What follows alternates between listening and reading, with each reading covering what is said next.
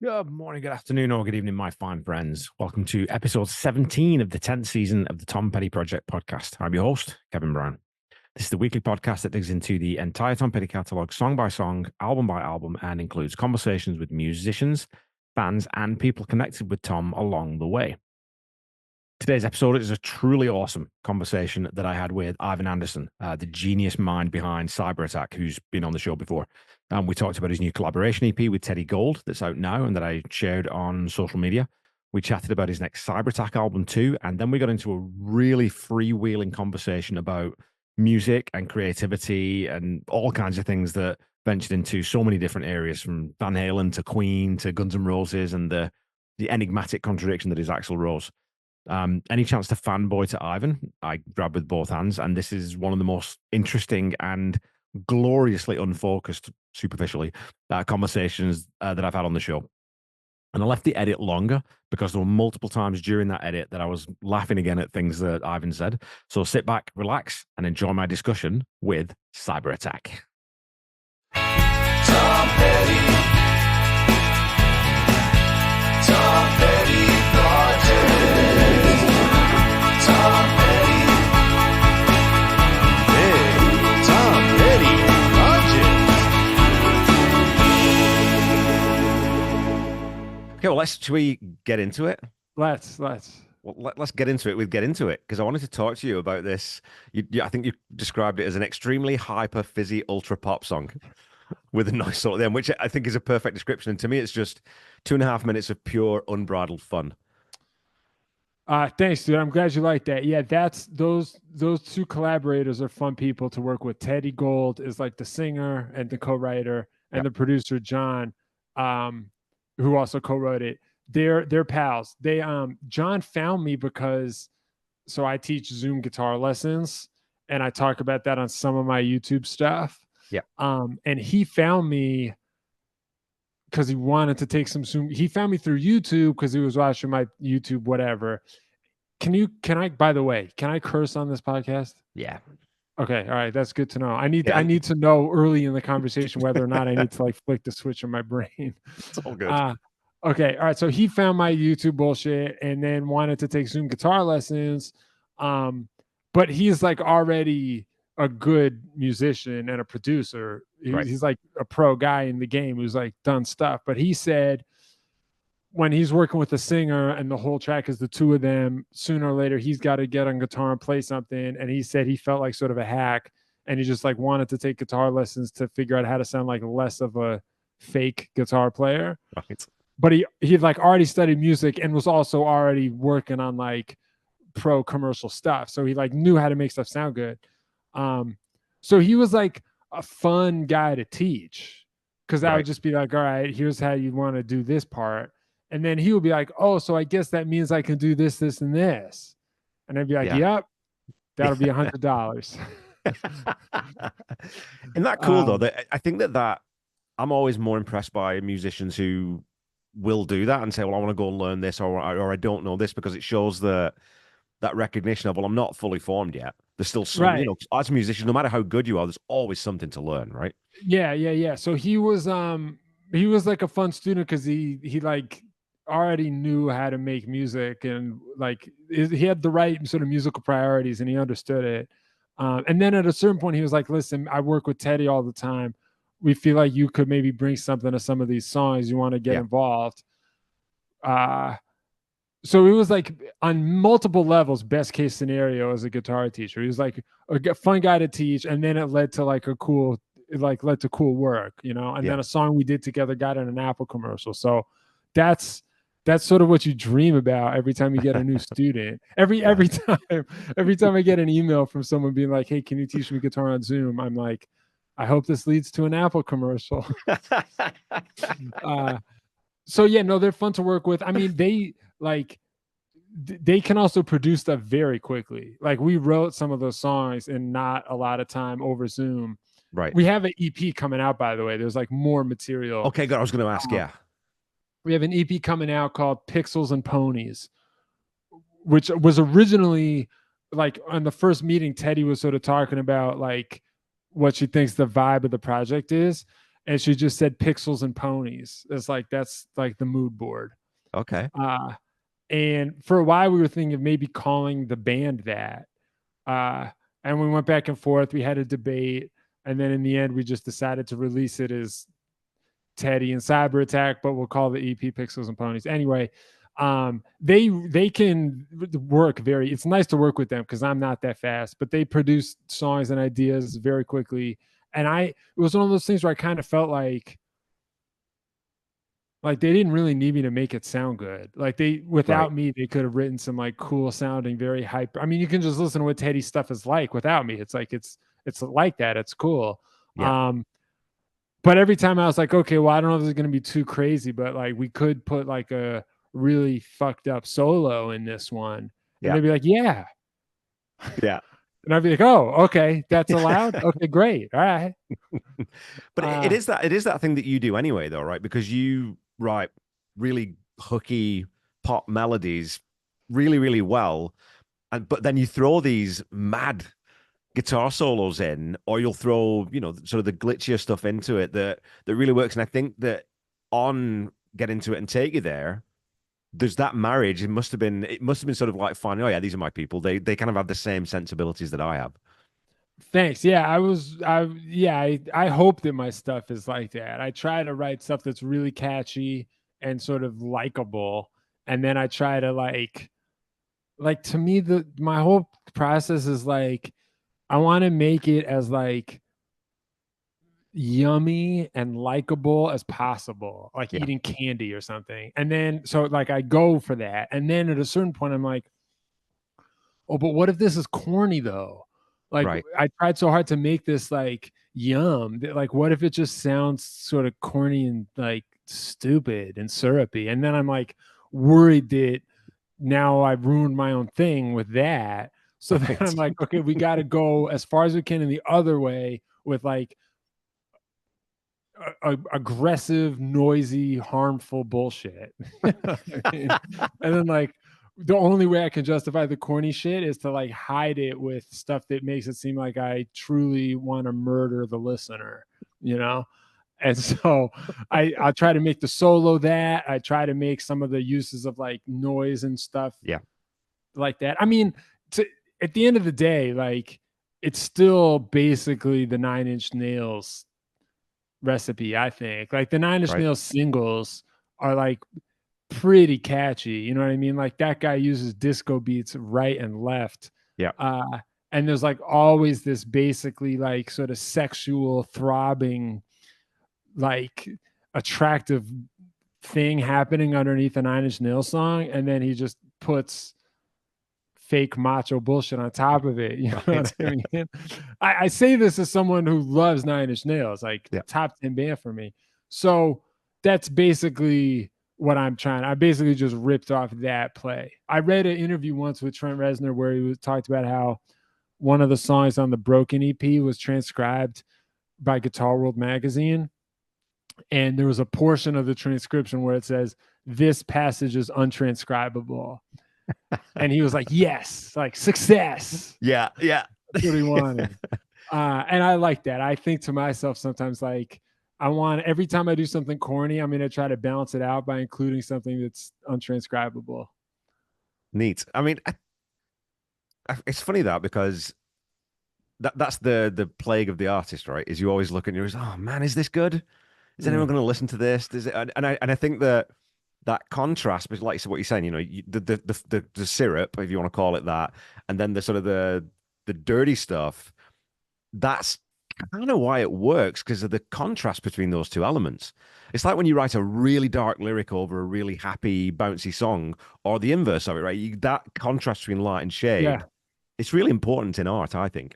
I agree. I definitely agree. Like Every Breath You Take, like is sort of a very likable commercial pop song, but Sting says he was always a little freaked out by how popular it got. I mean, I'm sure he's pleased with how popular it got, but he says like sometimes people tell me they played that at their wedding and stuff, and he's like, I don't know if that was a good idea. I don't think you get what that song's about. Yeah.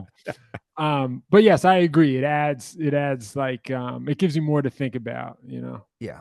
Well, I will just fanboy just for a second here because you're on the call with me. So I mean, since we were last on the Cyberattack album, I mean, I've listened to that. I probably listen to that album at least once every 2 weeks. Oh man. And it's a great album for when I'm walking. That's the start of when I'm walking into work because it just gets me up. Like I'm ready for. But what I love about it too is it's got those sort of 3, 4 really poppy tunes, but then you do sort of it angles off and goes into different places. So I'm really looking forward to whatever's on the horizon. Tell me what's coming up for Cyberattack apart from the collaboration. Thanks, man. Thank you so much for that comment. I'm glad you like it. I'm really glad. If I can touch one life. Yeah, well, definitely have. I mean, sincerely, yeah. I'm glad. Yeah, so I have started the second Cyberattack album. I went out to the guy who produced the first one, Jeff Stanfield, and I've collaborated with him on some other stuff too. He has his own band called Farmer that's very cool that I played on a little bit. Okay. We are in the midst of working on Cyberattack album number 2. I went out there and recorded a bunch of stuff. We got this drummer on it named Ted Poor, who is bananas. Okay. The drumming on this is incredible. He can really do. There's some like Keith Moon energy where it's like he's like doing stuff that's too crazy to work, right? But he's so good that the craziness is like always actually kind of exactly also perfectly in the pocket too, right? So he brought a really incredible energy to it. There's actually a couple songs that now I'm like I maybe want to redo based on what he brought to the project. Like we showed up, I thought I sort of had the arrangements ready to go. I thought I sort of knew how the songs went, and then he played on everything, and it sounded so good that it made me rethink. Like, there's just this high level expert insanity that now I didn't even realize that was like a thing that existed at this level. Like I was like unaware of it previous to watching this guy's performances, and now that I know that exists, part of me is like we might have to like mine that for more. So I'm like, a lot of material is established and like the tracks are kind of ready for me to sing on them, but there are a couple that I'm still making up my mind about. Right. So that's where the project is. The other thing that happened is I went out to my producer spot in Seattle, and on the plane ride there I got COVID. Jeez Louise. So I had to like, I had a bad case too. It was like bad flu. I'd had COVID before this time, but this was the worst time I got it. So yeah. I was like trying not to spread it to anybody. So it like, it's like, I was like trying to, keep away and wear a mask and like not get it to other people. But the reason I bring this up is that at one point in the process, I woke up and I had blood streaming out of my nose. Like I woke up in the morning and just had this like severe nosebleed, which wow. I didn't know was like a COVID thing. I didn't know that either. I didn't know that was the thing, but I had a nosebleed. And so I woke up in a pool of my own blood, and I realized like, I want to put this on the record. I want this to be like on the record, like the blood streaming out of my face, like that level of like senseless violence. I want that to be in there somewhere. You know what I mean? So I was like, this is okay. We're gonna use this. We're gonna just have the blood streaming out of the orifices of my face. We're gonna use that. So I do feel a need to like outdo myself a little bit with some of the guitar solos. And I can say that because most of them are done. There's guitar solos on this record that I think are like beyond anything I've ever done, which I'm excited about. Cool. And then here's the last thing. By the end of the week, I had given COVID to my producer. We tried. We tried, but he caught it by the end. So like, by the end of our week together, I was starting to feel better and he was starting to feel terrible. And I had been like pounding Dayquil the whole time. I was just like gulping Dayquil to get through the days. And so when he started to feel bad, I was like, well, we got the Dayquil, just take it. And I handed it to him. And it was, you know what Dayquil looks like, right? It's this bright orange, syrupy like gel. It's like bright orange gel that you are supposed to put in your body. and Also, he was like, dangerously tasty. They shouldn't make it that tasty. yeah, yeah. Oh, I think it tastes great. Yeah. So I handed it to the producer, like, bro, just take the Dayquil. We got it right here. And he looked at me, he was like, I don't want to take that. And I was like, what are you talking about? And he was like, well, just look at it. It looks like chemicals. Like I don't feel like I should be putting that inside my body. And I was like, yeah, it's chemicals. That's how you know it's good. I was like, they made these chemicals to fix your problem. That's like, it's Yeah. medicine chemicals. Don't you know about medicine chemicals? And I realized then that, like, I also kind of wanted that to be on the record. Like there's me and Stanfield, the producer, like we're pals, but I realized then that was like sort of a funny disagreement, that like I'm from New Jersey. I just assume that shit that is like fake and bright orange that they sell at a pharmacy has to be good for me. Right. You know, to me, it's just like, yeah, it's just like hair gel. It's also fake, but you just do it. You know, hair gel, cologne, deodorant. I can't wear deodorant that doesn't have the antiperspirant shit in it. The like aluminum shit. Like I tried it. The deodorant that doesn't have that, it has zero effect on my body. It doesn't deodorize anything. Yeah, right. Exactly. Yeah, it's literally useless. So like I just go through life covered in layers of like chemicals and bullshit. And the record is going to sound like that. Like you're going to hear some fake sounding bullshit on the record. But, you know, the producer is a guy who was like, I don't know how healthy that is. Right. And I think that like, I like to think that we got the best of both. Like there were some sounds where he was like, not that one. Okay. You know, that sounds too harsh and bad. Not that, you know.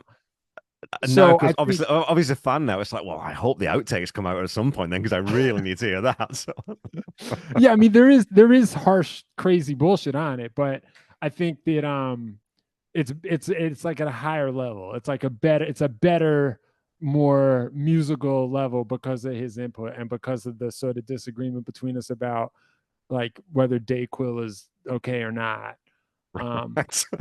So anyway, so yeah, I mean, thanks for asking about it. Like I said, the album is well underway.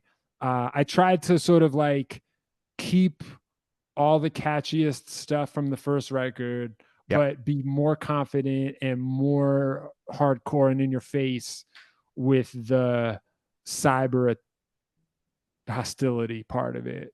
Right. Cool. So, and obviously that's going to come out on vinyl too, right, Ivan? You're not gonna leave me hanging. This one's coming out on vinyl. You're gonna. That's what I want to do. My plan is to maybe. I mean, I don't know how much I'm supposed to say, but I would love to sort of join forces with someone this time, like a label of some kind, possibly. Well, I mean, one rule. Well, so I'll put it to you this way: I financed this record with some of my like. Some of the music gear companies that send me stuff for my YouTube channel. There's a company called Mass Distro that represents a bunch of different music gear companies that sends me a lot of gear, and I work with them a lot. There's a guy there named Alex who basically like financed the recording of this record, and I'm using a lot of his gear, but we sort of came up with this like cool collaboration to make YouTube videos and the record together. He like sort of gave me my budget. So in one way, on the recording budget side, that relationship sort of took the role of a label. Like, you know what I mean? I was able to get money to start that way. But when it comes time to actually distribute it and maybe print physical copies and do vinyl, you know, I feel like there's room to collaborate with a label there. I mean, at this point, I'm pretty into the indie way of doing this. I have a YouTube channel. I have a following. I have sort of my own kind of promotional apparatus there. So why do I even need a label at all? And maybe I don't. But I could see, I mean, vinyl is like, you know, there's like hardware costs just to print it, and there's economies of scale there. But I could see doing something like a limited run that is just for the like inner circle of hardcore fans. You know, I could give it away on my Patreon, and it could be sort of like a special small batch thing. Maybe, you know, they're signed or whatever. I don't know. I would love to do like a limited vinyl release that is sort of like a deluxe special thing. Yeah. Because I mean, like you said, you're the patrons, and I subscribe as a patron because, of course, you're supposed to support musicians. I truly Thank believe you. that, and Thank you. and everyone should go out and listen. Everyone, I'll put a link in the notes for people to go and support Ivan. Thank you. But that's something that I think that's a really good way of doing that, right? Because I know that I've had some friends who've sort of front financed that as well, and sort of said, I'm thinking about doing a limited run. Anyone who wants one, you can sort of get paid for some of it in advance, right? So I think that doing Yes. it that way for us, nerdy fans, like that's the way to do it, I think. I mean, I will say this because I know how much vinyl means to you. So you're gonna like this. I have this like special spreadsheet set up already where it keeps track of the running time of every song Yeah. and helps me figure out if I were to do a side A and a side B, how can I organize it so that the two sides are as close in length as possible. Like Yeah. I've already started trying to be crafty about this. And like I want to do 10 songs, and the way I'm thinking about them and like the sort of overall concept of the material is in terms of like two sides, Yeah. you know. So and like on a structural level, I literally already have the spreadsheet with the like formulas happening where it's like figuring out song lengths and Yeah. looking to find the neatest break between side A and side B. It's so cool because that throws back to that era when that was a primary concern for artists. They had to think about that. I mean, it wasn't sort of a secondary thing that you thought, oh yeah, we should try and it's like, no, we gotta if you've got like a 7 minute song or an 8 minute song, that's gonna limit what else you can put on that side of that album. Rainbow was a great example of that. Dire Straits, I'm sort of super into. Mm-hmm. And you think about Love Mm-hmm. Over Gold and Private Investigations. Well, if you got Telegraph Road taking up one whole side, what are we going to do with the other Yeah. side? It Yeah. does Yeah. Yeah. impact the way you sequence, right? It definitely does. And I also think like I mean this is gonna sound kind of pretentious, but like we're already talking about there's like the syrup level and then the like attack level, like the Yeah. the sweet part and then like the fucked up part. Or there's like the guy who thinks like Dayquil is good and the guy who thinks Dayquil has bad news written all over it. Um and I feel like a lot of my material does sort of have that going on. It'll be like a major key song, but the lyrics are a little bit ambivalent, you know what I mean? And like Right. most of the music I like, I mean, last time we talked about Tom Petty, there was like a lot of this. It was like flirty, but on the edge of tears. That's like a Tom Petty sort of mastered that little sweet spot. Um, and I think there is a way that this record that those two things sort of falls onto the two sides of the album, where like one side is going to be songs that sound happy but are a little bit sad, and the other side could be like songs that sound sad but are like actually a little hopeful. Okay. uh I mean, I'm not sure if it's going to be that neat, but um since I'm still in the final phases of writing all the material, that's sort of what I'm hoping to pull off. Yeah, just thematically, you can have that a little bit of consistency between two sides. Cool. I wanted to Yeah. just rewind quickly though about something you said because I always find it interesting when a new musician or a collaborator or band member changes the way that you sort of either look at your own material or it opens a door to what's possible. And of course, we're going to talk about Tom Petty later on for the Wildflowers series that I'm doing. And that's what Ferroni really did, I think, with Wildflowers is when Ferroni comes in and sits in that chair and brings his very specific groove, it changes the way that Tom's able to sort of wrap the rest of the skin around those bones. So when you get this drummer coming in and you said like it sort of, it changed the way you're thinking about some of these songs, that must be really invigorating and exciting where you think, oh man, geez, I didn't even have that possibility. That door wasn't even open for me.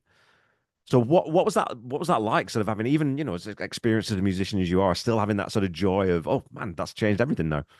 Yeah, I mean, I've just felt very fortunate to like benefit from having Ted play drums on my record.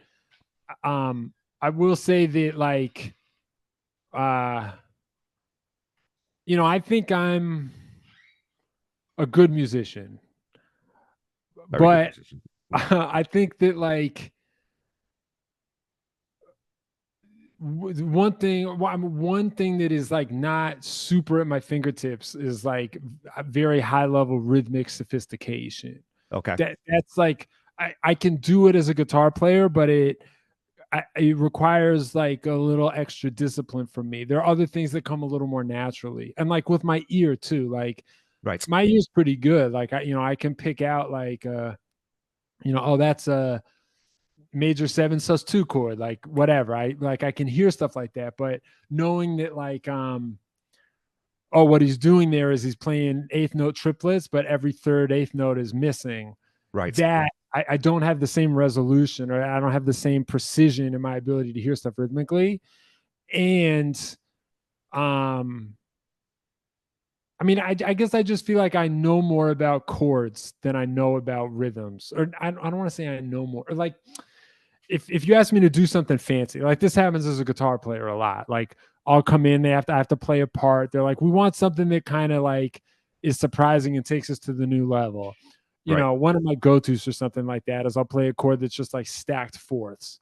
And those, if you know where and when to stick those, it's not even that hard. It's just a certain voicing of a minor 11 chord, and it's like not hard to find ways to play a minor 11 chord. But there's like a voicing you can use where it's just a fourth on a fourth on a fourth on a fourth, and people are like, "What the fuck is that? That's amazing!" Like that's something I can do in my sleep. Yeah. The rhythmic equivalent of that, I don't know what it would be. Like sticking a 5 on a 4 or something. I could sort of figure it out and work on it and do it, but I don't have at the same level of command. Like I have to, I sort of have to like revisit my homework for a second and like finish the homework assignment, and then I can do it. Well, to me, that's the Toto shuffle, right? It's that exact same thing where you're saying, well, it's kind of, we've heard that before, but not really like that.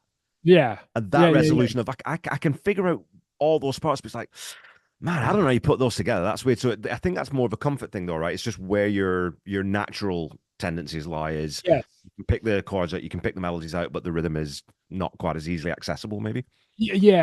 And my ability to like innovate, or like my ability to sort of push things and be like, I'm gonna start the phrase where you're like, I don't know if this is okay, and then I'm gonna end it in a place where you're like, oh, that's more than okay. Yeah. That's like a musical trick. You can do that in lots of ways. You can sort of like hit the pitch sideways and then end on the pitch and add the vibrato and have it be perfect, right? You can sort of come in behind the beat and then land on the one and have it be perfect. You can like, play right before there's a key change. You can go to the new key first, and people are like going to be, what the fuck is he doing? And then the key change happens and it's all right. That's like a trick that you can do on many different levels. Rhythmically is the place where it's hardest for me to do that trick. But this drummer can do shit that is just like bananas. Like I'm going to end up repeating myself, but like, he could start a fill where you're just like, where is this taking us? And then it, he like fills past the one, or he like fills for like an extra bar, but then it's all, when it's all over, it's all amazing.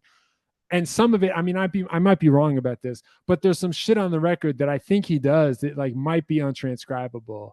Right.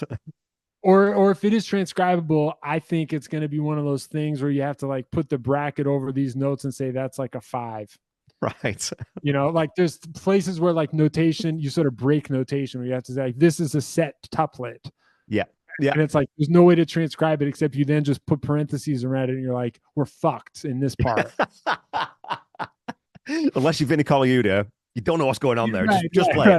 Right. So this guy sort of reminds me of Vinny Colaiuta, especially like Vinny Colaiuta playing with Jeff Beck or something. Yeah. Like where the material is like, it's rock music, but then he's coming in and he can rock. Like that's the other thing about Ted, is that like he understands and loves like when it's time to be a rock band, he can just do it. Yeah. He's like not too.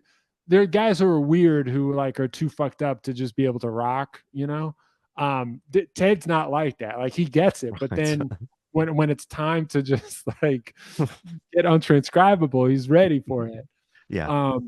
So I kind of feel like if I wanted a solo to be like that, a non-drum solo to be like that, I think I could do it. And if I wanted there to be sort of like a weird synthesizer sound that is like half cool and half fucked up, I think I could get it for myself. But the one place where I don't think I could ever really come in at the level I would want is behind the drum set. And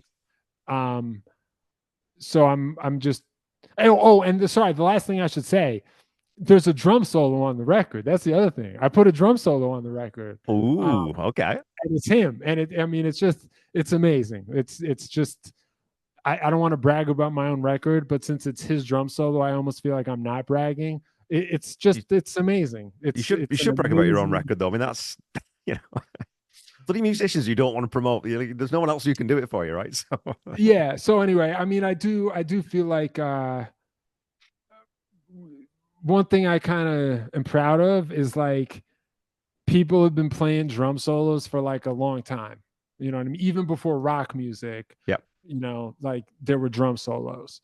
And at this point, you might be saying to yourself, like, well, drum solos are fun, but like, how much can you really update the idea of a drum solo?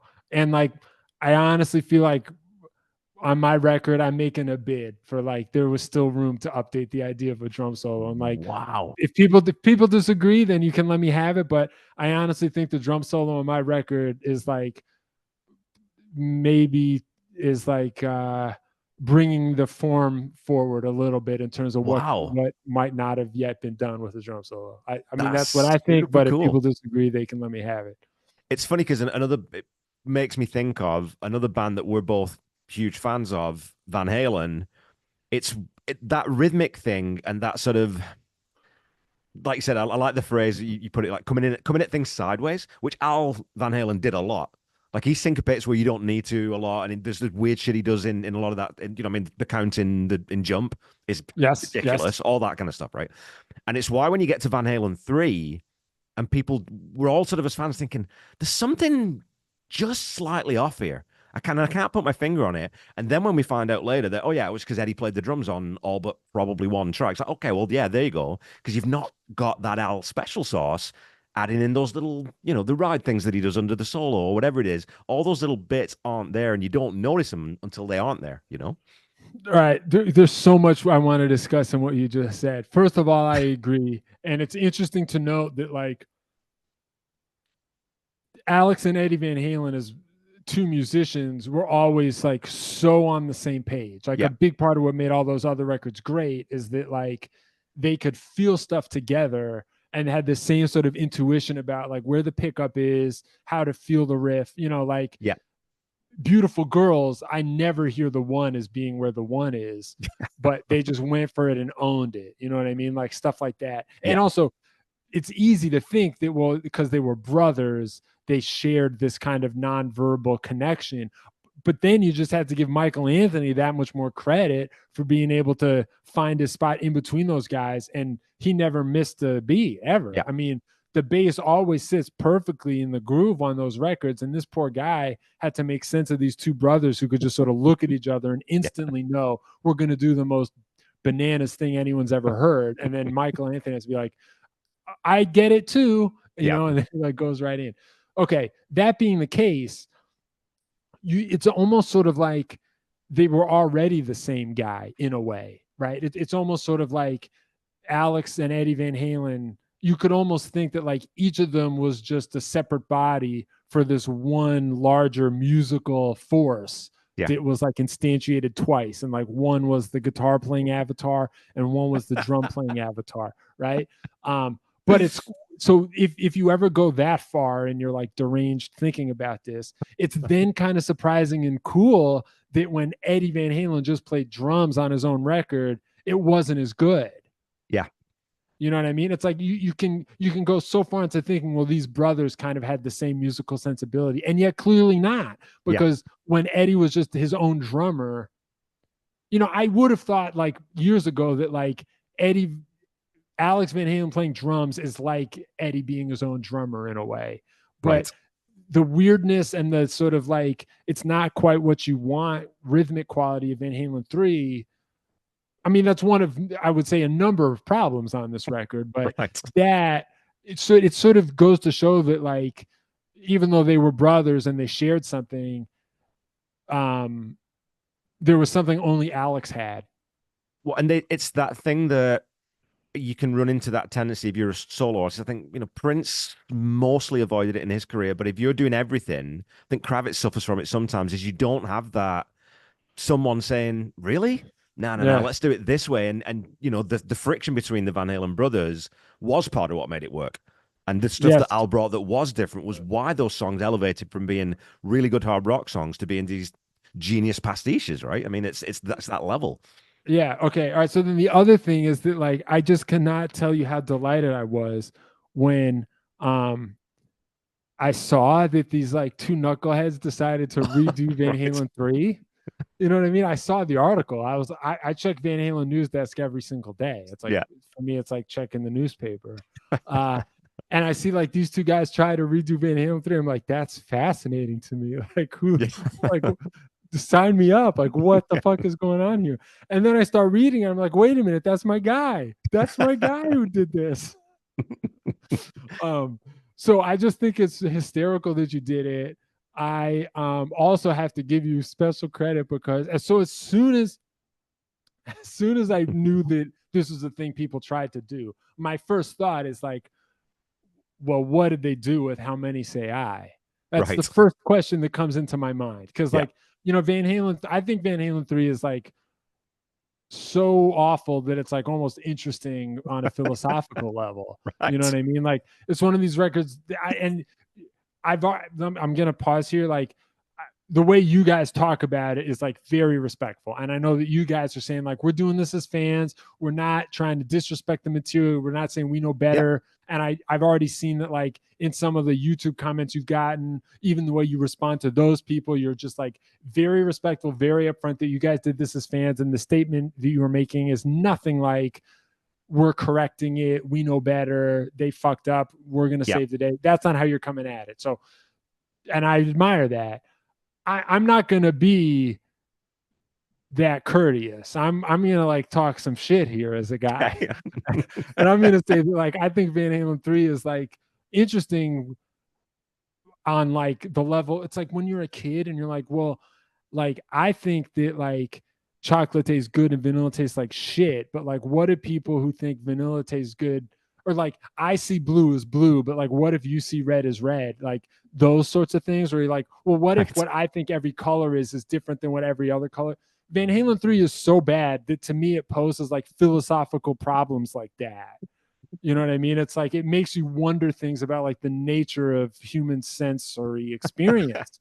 Because I'm just like, how did this get out Yeah. of the lab? Yeah. Like, are they hearing like do they just hear shit that's different? You know what I mean? It's like when I Yeah. look at someone I think is attractive and someone else doesn't see it, like do they it's like shallow Hal type shit. Like, what are other Right. people seeing when they see shit that I think is not right, you know? Yeah. Um, so but to me, like then How Many Say I is the song where it's like I thought the whole record was this sort of weird philosophical thought experiment. Then I get to that song and I'm just like, this is where I'm reduced to like total confusion. Like that song is just so bewildering Yeah. and so like to me it's like repellent. Like it's genuinely funny to me. And I know some people are moved by it and like they think that that's like raw and it's like Tom Waits music and it's got a sort of But like it isn't. unreconstructed quality that's like to me the nicest thing you can say about it is that it's like looking at like artwork drawn by insane people or something. It's Right. like kind of interesting because you're like, what is the mind that would produce this? You know? Um, and I also think it's funny that like through it all, one of the lyrics is Eddie Van Halen talks about a homeless. Like that kills me. That kills me. That like on top of all its problems, one of its problems is that Eddie Van Halen talks about when you see a homeless. Talk So they're about, like, yeah. like on top of everything, like that Yeah. song has so many fucking things working against it. And then on top of all of it is this like big fat political liability that like doesn't need to be. I mean, he's not even saying anything that terrible. You know what I Yeah. mean? I mean, it's not, he's like, I mean, I think it's a little condescending, but it just sounds like that's like not how we're supposed to talk anymore. It doesn't sound right to say like, yeah, I crossed the street because there was a homeless. Like Yeah. But it also exposes, though, to me, the fact that this is why you need David Lee Roth. This is why you need Sammy Hagar, because clearly Eddie Van Halen is not a lyricist. He just isn't, and the lyrics are really hard to write. Right. So yeah, I mean, exactly. And also, I want to say, like, you know, I just think using the plight of homeless people to make a point about like compassion or whatever, I think is not as hip as the people who make that sort of move tend to think it is. Like, it's a little bit like when you see like a TikTok video of like, you know, some like really unlikely person playing guitar really well. I'm not even going to fill in the blank, but like there'll be a certain type of person that people aren't used to seeing play guitar very well. And the caption will be like, just goes to show you can never judge a book by its cover. But like, in order to even put that message on the video, it means you already kind of judge the person enough to see that that's not the type of person who should typically be good. So it's you sort of like undermine your own color. It's the musical equivalent of, I'm not racist, but you know, any sentence that starts that, you know, it's going nowhere good. And I totally agree. I mean, it's just right. So whatever the point in How Many Say I is, like, it's actually good to be kind to the homeless. It's just sort of like, we're way ahead of you, dude. Like, I mean, we know the people who already know that are like way ahead. Anyway, it's hysterical to me that like such a bad song now also has this problem. Anyway, so as soon as I was like, okay, these two guys tried to have their way with Van Halen 3, to me, the first thing that I think of is like, well, what do you do about that song? And then when I find out that you guys cut 2 tracks and it wasn't that one, I was fascinated. Kevin, I was fascinated because you guys made cuts, but you didn't cut the song that is like the single most #1 cut song of all songs. Of course, ever. Of course. So I went straight to that and listened to it. And the fact that you guys just cut the lyrics entirely is so good. It's so funny. But it kind of works as that little, it does kind of work as a little interlude, right? Like it absolutely, I mean, like, it's funny as a statement, but then even apart from the statement, it actually does kind of work. And then I was thinking, like, how funny would it be if like every instrumental song that ever got released also had the lyrics to How Many Say I cut from it? You know what I mean? Like, how funny would it be if like there was an earlier draft of the Moonlight Sonata in which Beethoven had like crossed out the lyrics of How Many Say I? A homeless is in there somewhere. Or Little Martha by Allman Brothers. Oh man, that's going to live in my head rent free now. Yeah. So I like the idea that like every other instrumental song that's good like made it to a further level of development where it like transcended How Many Say I. That's too funny. Holy crap. Okay, well let's circle. I didn't mean that to go completely into that direction, and thank you for giving any of that a listen, because it was just a little passion thing that you do for fun, right? And the Scott Monroe who brought that to me, we'd sort of just done a couple originally, because the original one is in the podcast will rock, which you were a fantastic guest on. Have a Discord community, and I'd done Judgment Day. We'd done some quick edits on Judgment Day. So if you just take out all that crap, this is actually quite a good song. Or no, sorry, no. Oh god, what's it? What's the drum solo that they play? Oh, it's going to annoy me now. The drum solo song on Fuck. This is on Balance, right? We're talking about Balance. No, it's on Fuck. It's and that's going to annoy me. Isn't it something about like it's a play on time? Isn't the word time Pleasure Dome? It's Pleasure Dome. Is what I'm thinking of. Yeah, wrong. It's Pleasure Dome. Yeah, and so we sort of edited that out, and so it got from there, and he's like, well, should we do a couple for Van Halen 3? I'm like, yeah, why not? Because with AI now you can stem things reasonably well, and that's all I've done really is cut those out. What's really, really funny though, Ivan, is how many people in the comments, if you go look, oh man, yeah, you've made Gary's vocals so much better, or you can really hear didn't touch any of that. So that's all people just sort of taking on what they want to hear. Yeah. So yeah, and so we just did it for fun, and then our friend Eric Sanich over at the Van Halen news desk posted it, and shit went crazy. And I was like, what the, what is going on here? You know? Yeah, I love Eric too. That's really good. I had a version of this I wanted to do once, but I never finished it. My version of this, it was also like a long time ago. It was before you could even get the stems from AI. Yeah. My version of it was the last Thin Lizzy record, Thunder and Lightning. Oh yeah. I don't know how big a Thin Lizzy fan you are, but if you're not, I feel like you would love that band. That band is like everything you like in bands. Yeah. Live and Dangerous, even though it's not live and should have just been called Dangerous, is one of the best rock and roll records ever made, as far as I'm For concerned. sure. And that's a band that really sort of combines like a very highly romantic, almost sappy sensibility with like total macho leather jacket 70s tough guy bullshit in a way Yeah. that I think is like the best of both. Well, Phil Lynott is, when you think of a rock star, like I think of Billy Idol, I think of Phil Lynott. Those are the two that I think they're the genuine, real deal. They live it, they love it. You know what I mean? Like, Yeah, totally. Okay, so their last record, Thunder and Lightning, um, was produced in this like very trendy 80s metal production style yeah, that I think sounds terrible. But the songs I think are cool. And I think actually a lot of those songs have a kind of verve and like fun loving quality that is like missing from the maybe couple Thin Lizzy records before that. Like right. songs like Heart Attack, Baby Please Don't Go, Cold Sweat, obviously. Like those songs have a kind of energy that I think is like for the most part missing from Chinatown and Renegades. But I think Thunder and Lightning sounds way worse. To me, Yeah. it just sounds like kind of cartoony and like these were ideas that were briefly in vogue in the 80s about how to mix hard rock, and then it just people like snapped out of it. So I've always wished you could hear Thunder and Lightning produced in a different way. And I, for a while, would go in there and try to re-EQ shit and try to work some magic. I could never get anything that sounded very good. Yeah. The next best thing is they have another live album called Live Life. That's like a 2 CD set. It was from that tour. It's not as like famous by any means as Live and Dangerous, but they also released an official live album that's like a lot of material. I mean, it's 2 CDs, so I think it was like maybe 4 vinyl records or something. Okay. On that tour, and it's got live versions of some of that material, which is a little bit better. Yeah.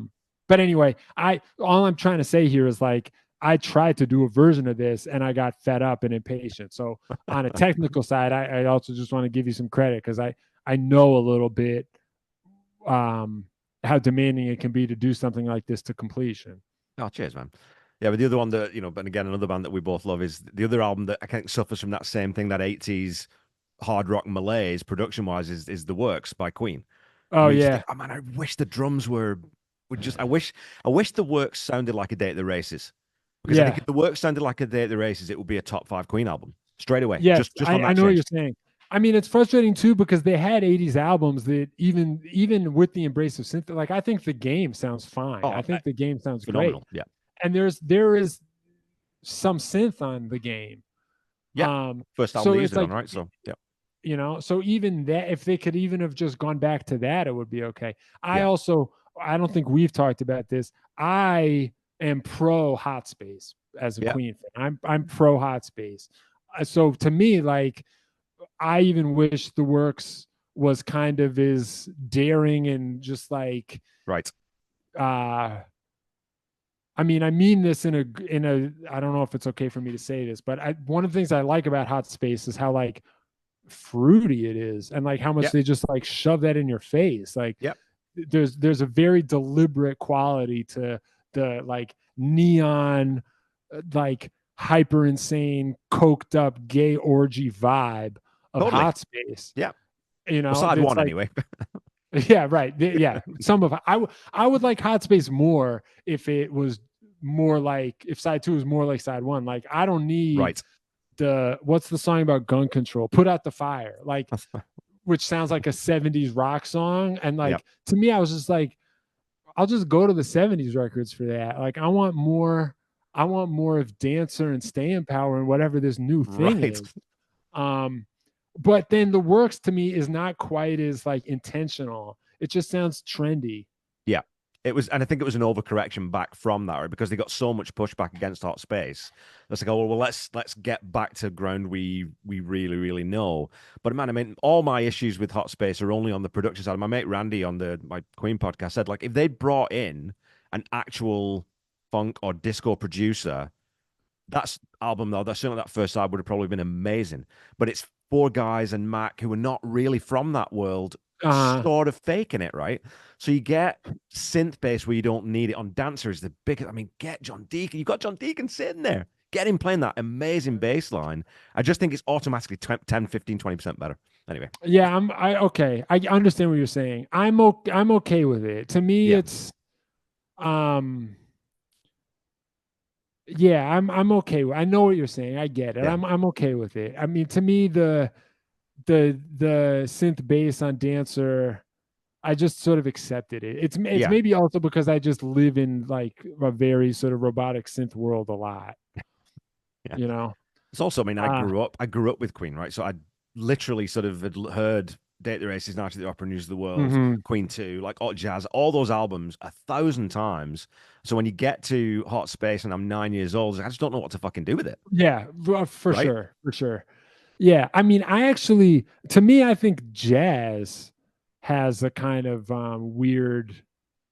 You said malaise earlier. I think Yeah. jazz on a mixed level is a little out of focus Yeah. compared to the other great, like, because also didn't jazz immediately came after News of the World, right? Yes.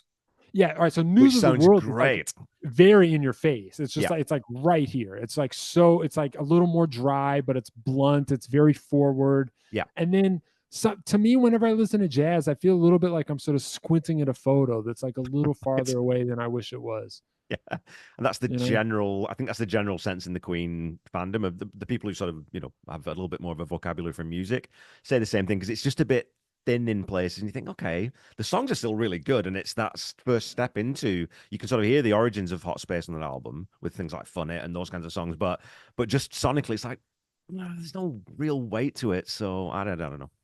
Uh Okay, well, I yeah. wanted to, we've talked a little bit about YouTube. Let's talk about YouTube a little bit because you had a pretty big milestone in April on your channel.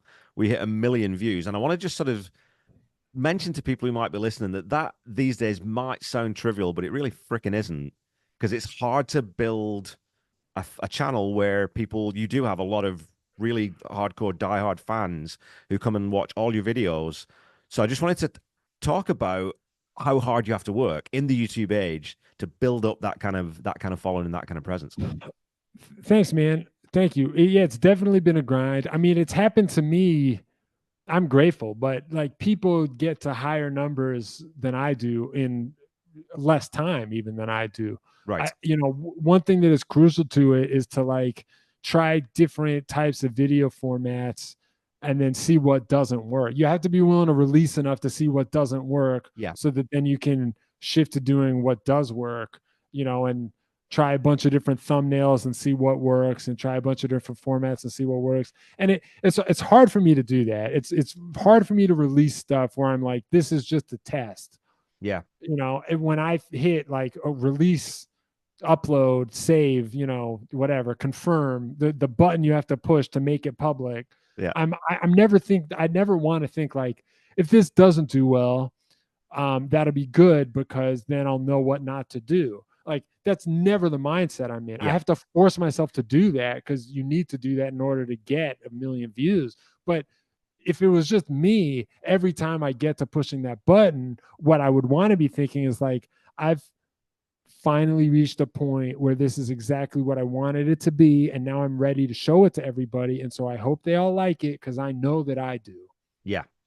Like that's where that when I work on something, I'm working on it to get to that point. I'm working on Okay. it to be like, this was fucking hard and it took me a long time and I changed my mind 1 million times, but I spent so much time on it that now I really feel like, okay, this is what it's supposed to be. Yeah. And even if I change my mind later, I've spent so much time on this that I know I'm ready now for this to be what it is. And the idea that you might like let go sooner just to learn from the response, I mean, that's valuable, but I have to force myself to think that way. Yeah. The Edison's Um, light bulb kind of thing. But I think that's interesting too because your videos and where you sort of do tutorials, that's very, very broad strokes called sort of the guitar pedal stuff, but they're so produced that it's clearly you're not just sitting down with the pedal and saying, hey, this is how you get this tone, this is how you get this tone. There's graphics coming in and there's cuts and there's all these different production elements where clearly you've got to sit down and storyboard that to a certain extent. And I'm sure that you can do that quite quickly now. But that sort of level of production is where it sort of takes your channel and makes it a bit distinct from most of those other things that are in the same type of space, I think.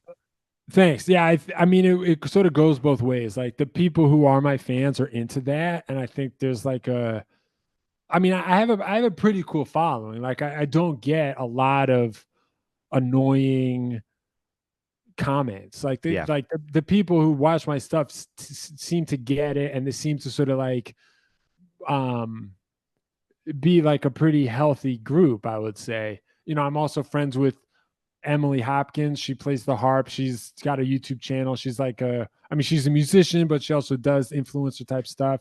Right. And like her numbers are a lot higher than mine. Um, so she's just got a lot more people commenting on her stuff. But the level of toxic bullshit she has to deal with is like just awful. And I think most of it is because she's a woman and we just live in a sexist world. But I don't think it's the entire. I don't think my following is just a bunch of awful sexist people who don't subject me to that because I'm not a woman. I'm not subjected to it in general in life because I'm not a woman. But I also think my following is like a pretty cool following that is like appreciates what I'm doing and is ready to sort of get weird and different and is into that. So I appreciate the fact that the following I have is like interested in what I'm actually doing. I mean, I think I'm in a cool spot with that. Yeah. But I got there by making these videos very sort of deliberately unusual on purpose. Right. And it takes me longer to make them because I have all the animation and stuff. And if I didn't have to do that, I could release videos more quickly. And if I released videos more quickly, my following would be bigger, or at least the numbers would be higher because of how the algorithm works. But I like the fact that like you sort of have to be a fan to be a fan of my stuff. Right. I don't mean that in a snobby way or like a gatekeeper way. I just mean that like the type of people who make it to the end of one of my videos are the sort of people who are going to like the rest of my videos. And I think there's like a sort of a built-in quality to that takes me longer, but I'm glad to have the following I have. But I think that comes too, though, from you're not, like you said, I mean, obviously when you're publishing and when you're sort of monetizing YouTube, you do have to have one eye on that kind of stuff. But what comes through in your channel is it's you. It's authentically you.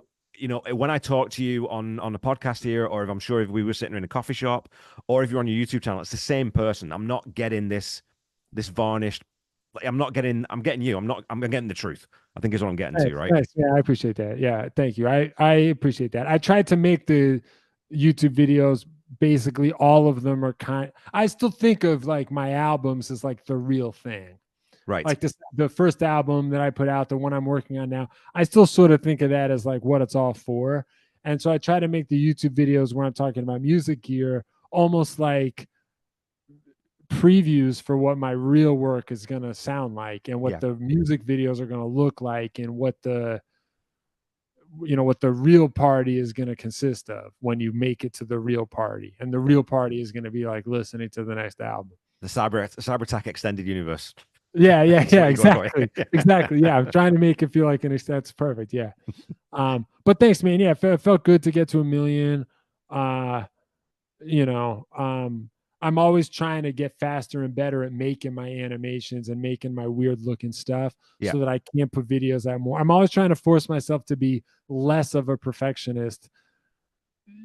I'm never going to be not a perfectionist. Yeah. But I do think that the more I can force myself not to be, the more successful I get in general.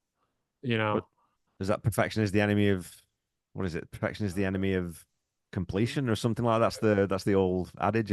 Something like that. And I mean, the more you release, the more you sort of learn about what you're doing. Yeah. Like there's already stuff. When I first put the first album out, I was like, this is unimprovable. It's not that I think I've made the greatest album that anyone has ever made. It's just that like I've made everything on this as good as I know how to make anything. Right. There's nowhere is there a screw that I'm strong enough to turn at this point. They've all Right. been torque wrenched to maximum. And I no longer think that when I listen to the first record. Okay. You know, there's all kinds of stuff where I'm like, ooh, right? How did I not know about that fucking issue right there? You know, but I never would have gotten there unless I'd released the first one. So sooner or later, you can't, you know, if you hold everything in to make it perfect, you'll never actually get to your best work. But Yeah, of course. I mean, it's the Chinese democracy thing, right? I mean, you can keep going in and re-recording it, but you end up at actually end at a point where you've made it a million times bloody worse. So I yeah, think, and I like that. I yeah, like that. But that snapshot in time, I think, is important for artists too, right? That's where I was then. You know, yes, you look back and you think, well, I can play it better now, or I might chop this off, or I would do that differently. But it's a really important part of, well, that's exactly who I was at that point in time. yeah, yeah. I mean, Chinese democracy to me it's another one of these like records where the issues are so confusing and it's like bad in such a bizarre way that it's like interesting to think about how bad it is. And there are some songs that have certain things that I kind of like. Like Right. I don't Chinese democracy has problems, but I have sort of a soft spot for it Right. personally. Like I like it more than like Slash's Snake Pit, for instance, Okay. which is like sort of harder to criticize. It sounds fine, you know what I Yeah. mean? But But it's it's risk also free. it's risk free, right? Yeah. Exactly. Like to me, like I think Chinese democracy, there's like songs on it that I can kind of dig, or Right. there's parts of songs I can dig. Like I can do Chinese democracy more than I can do Van Halen 3, for instance. I just think, I mean, for me, it's, and I don't know, I never know where anyone else stands because I definitely don't get into the Guns N' Roses fandom because I always think that they're probably not the same people as me. But as soon as Izzy left, it's like, well, you've kind of lost the genius brain bit that you needed. That again, that contrast, you need someone Yeah. saying, nah, Axl, you know, you don't need that extended. You don't, yeah, no, how about we do it this way? You don't have that other person, that other really great creative mind, that check and balance that you need in any great sort of creative endeavor, I think. Yeah. I mean, to me, Axl Rose, he's like, I saw Guns N' Roses last summer at Okay. MetLife. And the thing that was the most surprising to me about it is how much they've a little bit become kind of just like the classic rock review experience, Right. you know, where like there's a say. I mean, I know Axl Rose has always kind of had a soft spot for like Elton John or like the version of Queen that is sort of just like a Freddie song that's like piano based drums. The thing, Yeah. Brian May is a top 10 guitar player of all time for me, but it's kind of cool how much Queen could have worked as a piano trio, Yeah.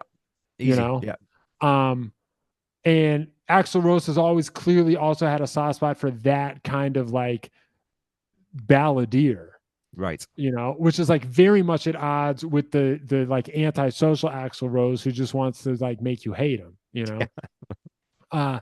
But it was weird to me how much like when I saw Guns N' Roses at MetLife, I was like, I haven't checked in with this band in a while, and I don't know what all the different chemicals, what levels are they at? Like the Right. sort of this is the scariest band of all time that is like a moral panic that is going to corrupt our youth. How much of that are we still working with? And the Right. sort of like kind of dull classic rock band that is going to cover Bob Dylan and Paul McCartney and the Rolling Stones and churn out these like 7-minute cover versions that are kind of just jammy, which to Right. me, you know, I'm talking about like the version of Knocking on Heaven's Door. That's like one of the most safest, non-toxic decisions a rock band could ever make. Yeah. Right. Like, how much of that are we, you know? And like people brought their kids to MetLife to see Guns N' Roses, and it was like not that weird. Yeah. You know, there's a version of Guns N' Roses where it's like you probably can't bring a kid to this. Oh, but then they come God, out and they no. opened with "It's So Easy." That was the first song they played. So Wow. like the concert starts with "It's So Easy," and I'm like, holy shit, ladies and gentlemen, like I think we might have some like dynamite on our hands here. Like I think this band might be here to fuck shit up, and like Right. you know, I think we might have to like cover up some of these kids' ears. And then it's like 2.5 hours later, they've like covered all these classic rock songs. They've like extended all the songs so they can have like extra guitar solos. Axl Rose is like at the piano, but they've got Dizzy Reed at the piano. It's like it was way more about like the Las Vegas classic rock band presentation than it was about like, you know, a band that named its first album Appetite for Destruction, and the original album art was like so fucked up that it got censored. Yeah. And so then the like less fucked up version was just the guys as skulls, you know. Yeah. That's like not the most PG band you've ever heard about in your life. So I a little bit I just it felt I couldn't I didn't totally know like what I was supposed to decide about what kind of band Guns N' Roses is. Like if you see Slayer, like I heard Tom Araya of Slayer once say that like Slayer is for people who's, what did he say? If your life is together, you're probably not going to like Slayer. Right. You know what I mean? Like this music is for shit that is like not okay. You know what I mean? Like you don't come home from like the best day of your life and it was like your daughter's first communion and like the family was all together and she made you real proud and you know it's like you finally made peace with, you know, your dad and everything else, and then you go home and put on Angel of Death. Like that's not what that music is for. You know what I'm saying? But like if you see Slayer, you get that that's what they're giving you. Like they're just on, but they stay on message. That's what you would say about the politician. Right? He does a good job of staying on message. Slayer stays on message. When I saw Guns N' Roses, I was like, what is the message anymore? Are they just a rock band? The way like, I like Aerosmith too, but like they're just a rock band. You know what I mean? Is Guns N' Roses just a rock band? They transition to that legacy act, right? That's what they are. It's the same as Kiss. It's Bon Jovi, Def Leppard. You can sort of plug and play, right? Yeah, right. Yeah. So to me, there was like, I like all those bands, and I don't have a problem with bands that are that. But to me, the most interesting thing about Guns N' Roses is that like they did at one point release Chinese Democracy. You know what I mean? There's no record that sounds like that in Def Leppard's discography or Bon Jovi's discography or Aerosmith. Like nobody else was ever so fucking out of control that they released Chinese Democracy. So since we're talking about a band that did that, I was just like, have you just been completely tranquilized? Like that's just, there's no trace of that anymore. Do you think some of that comes from, and I mean, I've got one last thing I wanted to just kind of talk to you about before we wrap this part of the chat up is, do you think that some of that comes from, and I don't always buy into, oh, you know, art is pain and pain and that kind of stuff, because you can create good art from a place where you are comfortable, I think. But to do what GNR were doing on Appetite, and they almost started to lose it a little bit into illusion in some places, like, because there's a lot of bloat there and a lot of excess. A lot of bloat. But you need that. Do you think that you need that sort of hardship where someone's on drugs or someone's struggling? Or do you think that you need that edge to be able to present that and be that version of that band on stage? You know, I don't know. I mean, on some level, the most interesting thing to me about Axl Rose is that I don't know. I don't totally know what's going on with this guy. Slash, even though in some ways Slash is more mysterious because he like never takes the sunglasses off and he's always got the hat and the look and he's like always the mysterious guy. He's like less mysterious to me because he's just sort of like so quintessentially a rock and roll guitar player dude. The blues I mean, rock. I love Slash, you know, but he just like he like typifies the role there, you know, whereas like Axl Rose is more complicated and he's more androgynous. I mean, there's like those pictures of him on the cover of Rolling Stone with his shirt off in the 90s. He's like beautiful the way that only women are beautiful. Right. Like, that's like fucked up for me to say, I guess. No, but I understand exactly what you're saying. Yeah. You know what I mean? It's like you just look at the shirtless sepia tone photograph of Axl Rose on the cover of Rolling Stone. There's just like a feminine energy mixed in there. It's just there. Like if you can't see it, okay, that's your issue. But like Axl Rose contains all these contradictions, and like I honestly just don't know what to make of it. Like the guy who wrote Sweet Child of Mine also wrote My World. You remember My World, the last song in User Illusion 2? I mean, My World is like the sonic equivalent of like a boundary violation. You know what I mean? It just sounds like harm is being done to you when you listen to that song. Yeah. You know, and yet this dude can like create beautiful things. Yeah. You know, so I've never known how to summarize Axl Rose, and I don't know like the part of him that creates stuff that I think is beautiful and great. I don't know if that's like 51% of Axl Rose or like 99% of Axl Rose. Yeah. You know, I've never felt like I know really.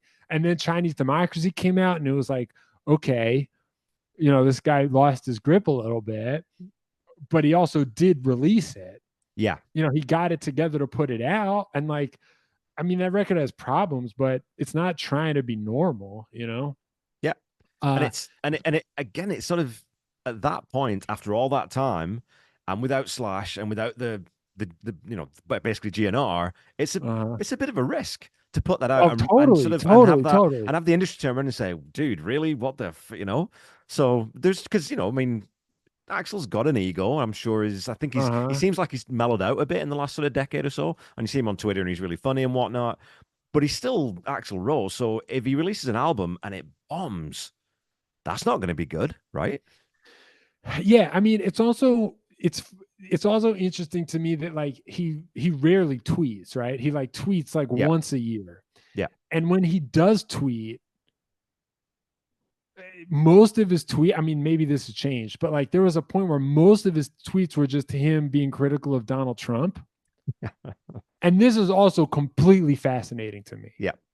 That like this guy who never has anything to say on Twitter, but when he does have something to say, the thing that's so important he's going to say it is he goes after Donald Trump. Now, I'm no fan of Donald Trump myself, so I'm not complaining about it, but I would not have guessed that Yeah. like I mean, first of all, let's just review a little bit. Like Axl Rose himself has been accused of having many of the same prejudices that Donald Trump has because he released a song where he says lots of bad words. Yes. You know what I mean? Like every year people talk about like, will there be a tape released where Donald Trump says the N-word? And could that finally end his campaign? Omarosa said she heard that there was a tape where he says the N-word. Will the tape ever see the light of day? And if it does, Yeah. will it ruin Donald? Like Axl Rose made the tape and released it.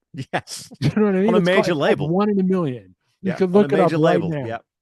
You know, and then all the other stuff, like many people have defended Axl Rose on the grounds that like, well, maybe you don't like One in a Million, but at least we've got this guy telling us how he really feels. Yeah. You know, and there is all the people that say there's something attractive about having a guy who doesn't give a fuck, who's willing to be sort of vulgar, who's willing to just kind of like shove it in people's face and be hostile just for the sake of hostility. Like the song Out to Get Me, where he's like, I'm fucking innocent. Yeah. You know, it doesn't sound like you're innocent, but there is something sort of sexy about a guy who's just going to be a badass and use curse words for the sake of using curse words. Yeah. All of that energy is used to defend Donald Trump from people who are like, maybe I don't agree with the policies, but I kind of like the way he pushes the envelope. Yeah.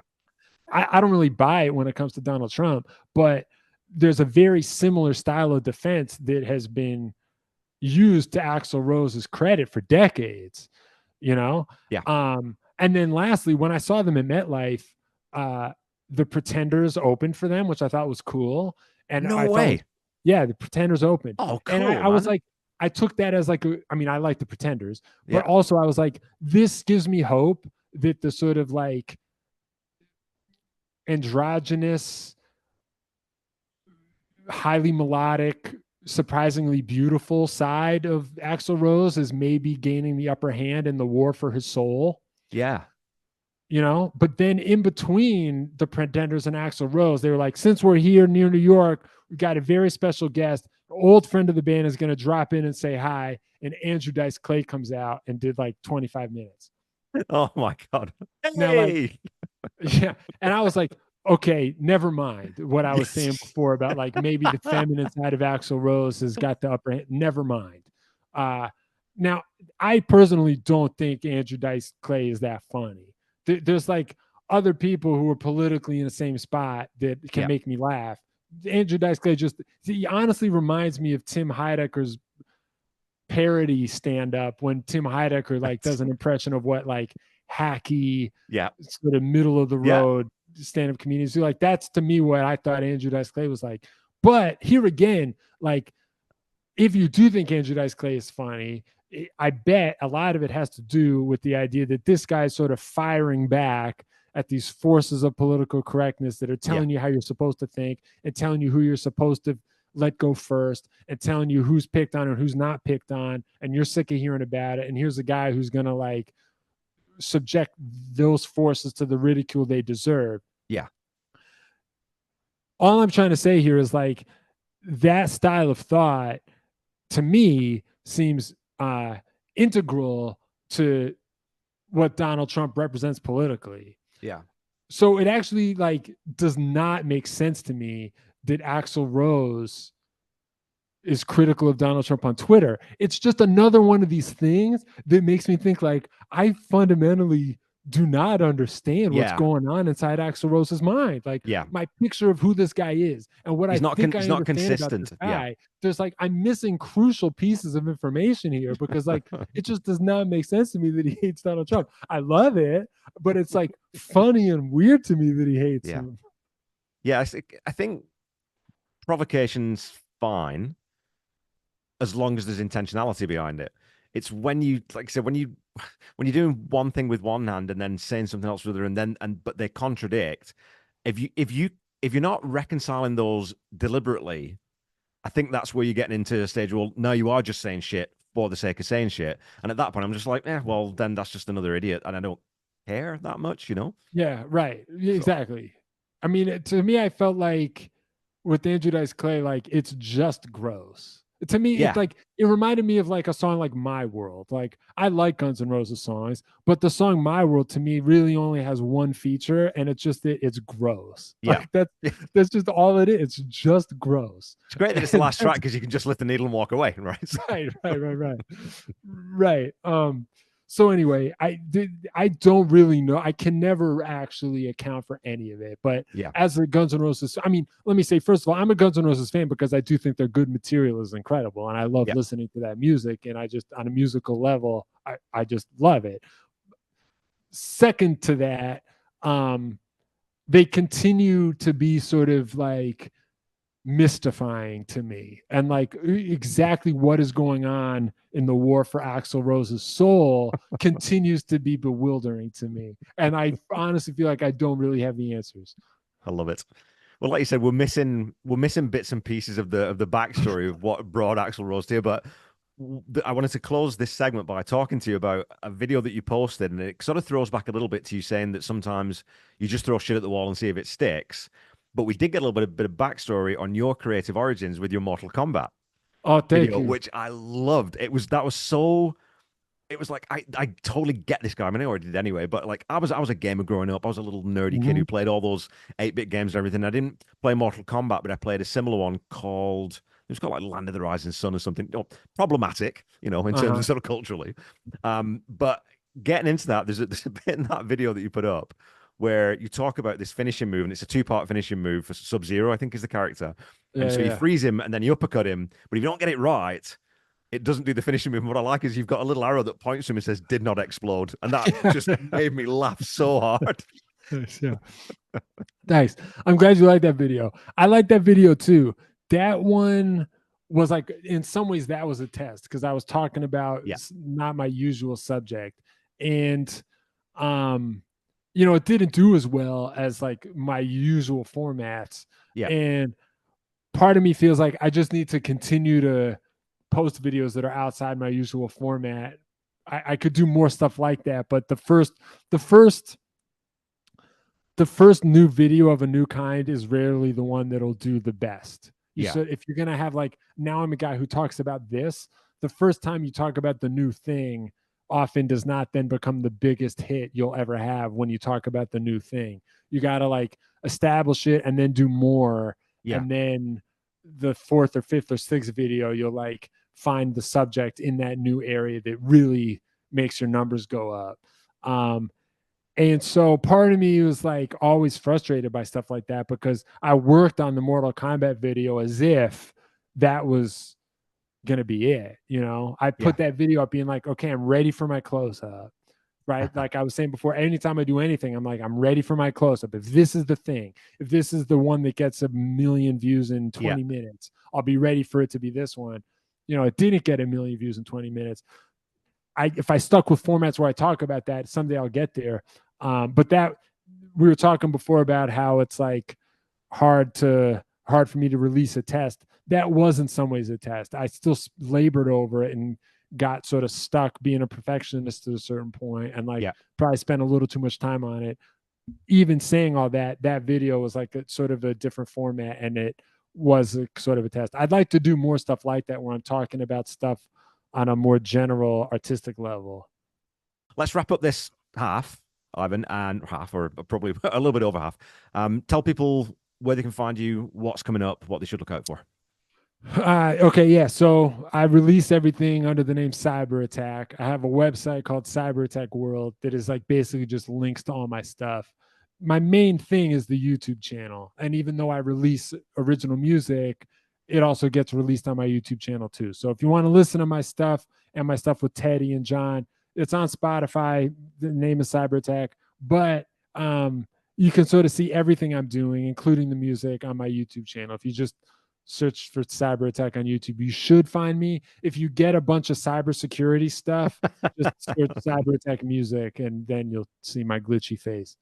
And there'll be lots of links in the episode notes below, so go check that out.